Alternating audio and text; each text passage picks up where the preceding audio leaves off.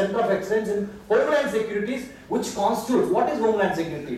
What constitutes Homeland Security? We'll take care about your energy security. Told about yes, sir. I don't need, thank you, sir.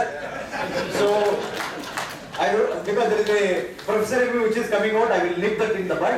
Thank you, sir. I really appreciate your patience. If I miss out some names, kindly excuse me because of relentless working for so many, I could have missed out. But, sir, I'm extremely sorry, sir. That's what I thank you. I request all of you to kindly join us for the tea break in the annex.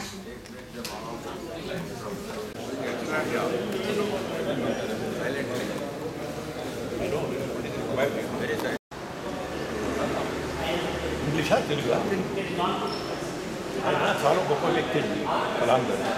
ఆయన ఎంత simple మనిషి అంటే తను president ఉన్నప్పుడు కూడా president అని వాళ్ళతో మాట్లాడకూడదు, వాళ్ళతో మాట్లాడకూడదు, అక్కడికి వెళ్ళకూడదు, వాళ్ళ చిన్న పెద్ద అని ఇప్పుడు కూడా ఆయన ఉంచలేదు.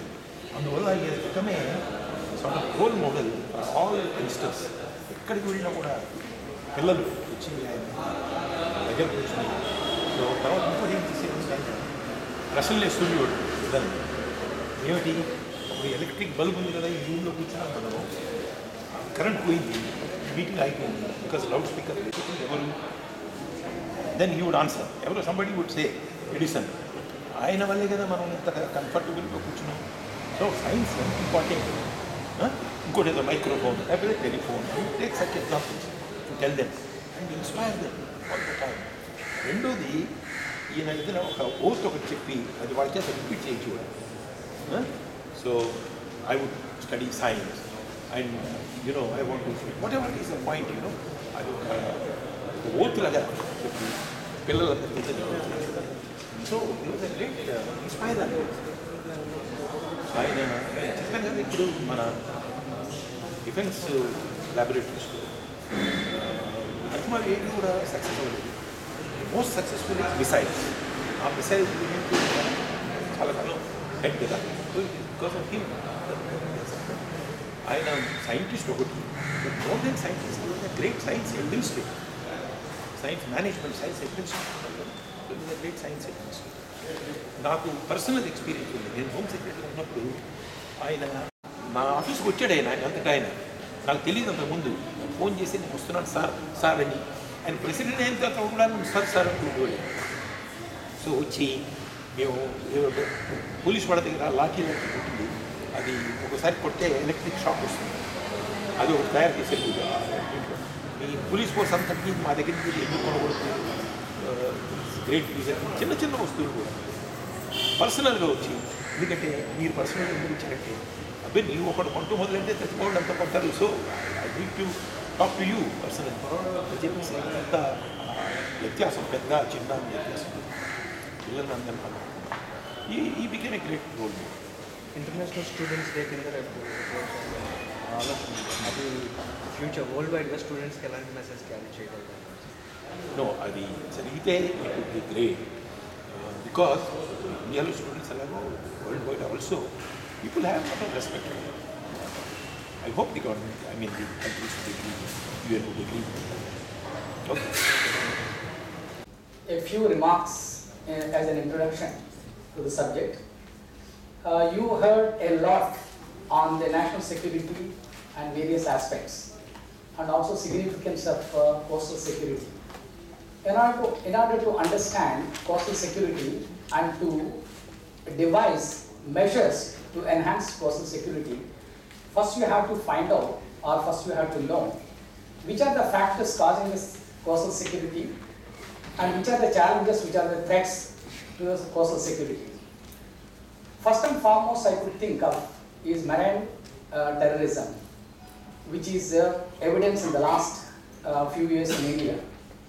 About mainly 2008 Mumbai blast clearly indicated the threat coming from the coastal areas.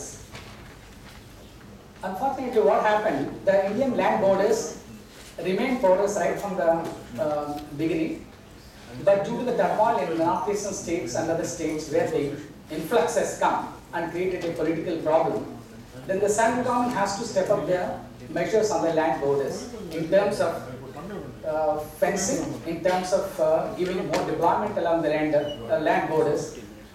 As a result, the anti-social elements, the criminals, and also the terrorists has to look towards the coastal areas for infiltration and also the migration of, and a large influx of refugees.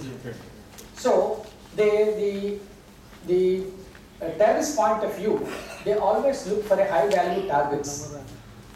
The strategic locations are kept along the Indian coast, as initially they said 7,561 long coast we have, which is vulnerable to all these threats, because they are the strategic installations, like in terms of naval bases, in terms of nuclear power plants, in terms of satellite and rocket launching ranges. They are all located on the coast, not inside India. So they are all vulnerable, they are the high value targets for the terrorists. That's why you can expect terrorism. Somebody can ask, we don't have any problem on the eastern coast, particularly in Andhra, why should we bother about it? As I said, when the land borders are being tightened, the terrorists look towards the coastal borders. Similarly, when you tighten the borders at the Gujarat or Maharashtra, their attention will be towards the eastern border. That's from that angle, one has to be very vigilant about the eastern coast too. In fact, one of the intelligence reports I was seeing, IB's report, the LET, after the 2008 incident, when they have some of the interrogation reports, they did indicate that they have plans to infiltrate India through Lakshadweep. So you can well imagine their thinking is already changed. They don't want to go to the Gujarat-Maharashtra border, rather they wanted to go non-conventional border infiltration routes. As a result, the focus has to be not only in one state, but the entire coast. Unfortunately, what happened, both the central government and state governments, they have a knee-jerk response to all these coastal problems. On ad hoc way, they deal. So, in spite of having schemes, we have two schemes basically, coastal security scheme, phase 1, phase 2. They created 73 police stations in the first phase, again 131 police stations in the second phase. But all the states have not taken this matter in the same seriousness it requires. Some have taken very serious, some have not taken. These gaps are the ones which will be exploited by the extremists, terrorists for their infiltration. Second point I could see smuggling and trafficking. So far, smuggling is concerned, it is it's an ongoing process. It was there for the last so many years. Till the smuggling is only meant for only the financial benefit. It didn't harm. It only harmed the revenue of the country. But once the smugglers or the criminals had a tie-up with the terrorists, it not only affected life and property, but also affected national security as such. That we have seen in Mumbai blast. So that's why the nexus between the smugglers and the terrorists is posing a serious problem today, which in fact some of the routes which have been used, if you take the Dawood Ibrahim's case, he was basically a smuggler racket they maintained. They had smugglers routes right from Gujarat coast, right from Pakistan, Gujarat coast and up to Maharashtra border, Maharashtra coast. The same routes are used today for the terrorist purposes. So similarly, whatever routes are used by the smugglers for smuggling gold, narcotics or whatever material for profit, now they are going to be used by the terrorists. That's why from this angle, one has to be taking the measures which can prevent them in having an access and also using these routes. Third point I can think of is infiltration of the terrorists and also large-scale migration of refugees. As I said, particularly the southern southern coast as well as the eastern coast, which is very vulnerable for the large-scale migration of large-scale illegal migration. When the Northeast put a lot of pressure on the center about the illegal migration coming into the area, and which is almost changed the demographic structure of the Northeast, then the center has been forced to tighten the border by having a border fencing, and surveillance along the border and vigilance along the border has been tightened up. As a result, now they are seeking towards the east coast, particularly from that angle. Orissa will be highly vulnerable because the scheme which is implemented both in Andhra Pradesh and Tamil Nadu, same intensity, same interest, same enthusiasm you don't find in the other states. Even in West Bengal, in spite of having police stations being sanctioned, they are not able to complete the land acquisition process, some of the police stations. As a result, these gaps will be totally exploited. And the fourth point I would see, the challenge, we are talking only about challenges, not the remedies. Straying of fishermen is a big problem into beyond the international borders, basically beyond the border of Indian coast.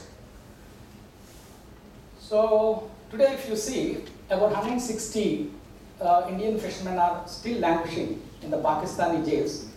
Similarly, about 120 Pakistani fishermen are staying in Indian jails. It's not only the safety of the fisherman, but also it gives an international conflict, and it gives it destroys the relationship totally.